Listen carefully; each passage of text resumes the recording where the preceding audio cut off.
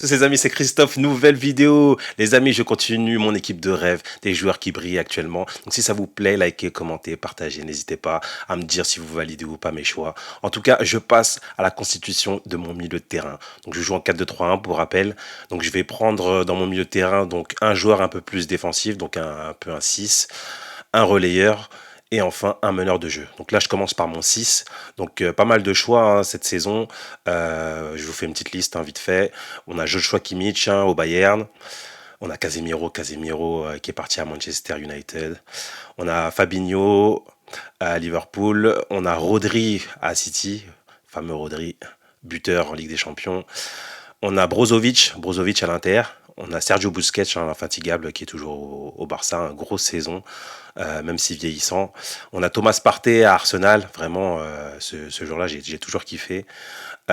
Sandro Tonali hein, au Milan AC, jeune joueur et tout, incroyable.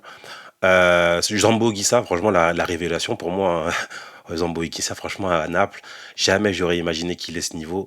Et franchement, incroyable, même techniquement, il a progressé. Donc vraiment, ouais, belle surprise, Zambo Guissa. On a Aurélien Tchouameni, hein, belle Coupe du Monde, hein, et puis surtout bon début de saison avec le Real, mais malheureusement il s'est fait devancer par donc Kamavinga, qui est dans le même club, hein, français aussi, un Cocorico. Ouais, vraiment aussi belle révélation, en plus qui a d'ailleurs alterné entre latéral gauche et milieu défensif, et il s'est bien adapté, franchement, pour un jeune joueur. Je trouve ça incroyable.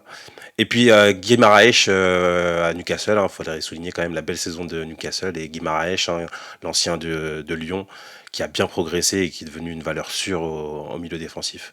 Donc ouais, pas mal de choix, franchement, pas mal de beaux profils, mais pour moi il y en a deux qui se détachent hein, vraiment, bah, les deux de Manchester, hein, donc Rodri de City, hein, vraiment une saison incroyable à City où il s'est imposé vraiment comme patron au milieu défensif et en plus buteur en Ligue des Champions, donc voilà, le mec qui a tout raflé, a tous les trophées. Et puis il y a Casemiro, parce que Casemiro, après là, c'est le cœur qui parle. Hein. Franchement, pour moi, Casemiro, c'est le foot, quoi. Hein. Donc, et en plus, surtout, c'est qu'on a vu le fait qu'il soit passé à Man United. On a vraiment vu le avant et après. Hein. Il s'est direct imposé comme patron à Manchester United. Et surtout, on a vu un petit peu le manque au Real. Hein. Bon, même si le Real est allé jusqu'en demi-finale quand même, mais en Ligue des Champions, je parle. Mais on a senti quand même un petit manque au milieu de terrain. Donc, ouais, c'est les deux qui se détachent. Bon, la logique voudrait que je choisisse Rodri parce que, voilà, Rodri, il a joué quasiment tous les matchs. Il s'est imposé comme leader, il marque en Ligue des Champions, il a rafle tous les trophées. Donc devant Manchester United, puisqu'il gagne la première ligue.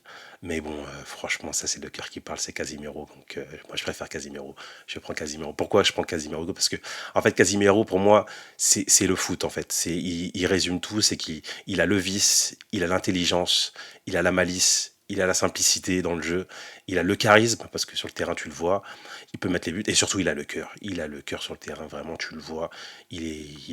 Voilà, il a tout. Franchement, pour moi, il a tout. Donc, ouais, non, je vais partir sur Casemiro.